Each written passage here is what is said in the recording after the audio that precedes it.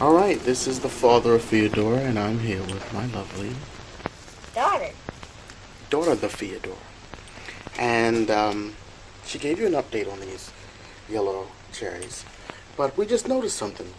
This pot that had this banana pepper growing inside had basil that was inside of it as well. And as you see, it was purple basil.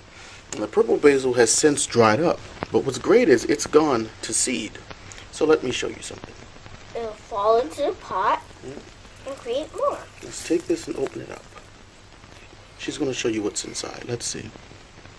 Those are seeds. Those are definitely basil seeds. So we're going to take those and sprinkle them right in here with this tomato. Okay. Because who doesn't like tomato and basil, huh? I have no idea. And basil goes really good with tomato.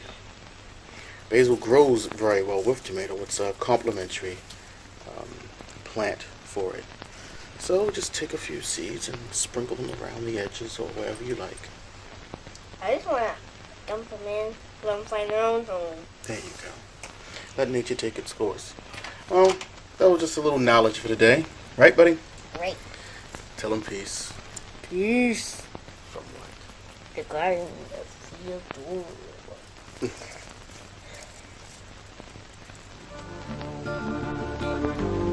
And don't forget, please subscribe or just hit the like button. It helps us out a lot. And as always, peace from the Garden of Feodora.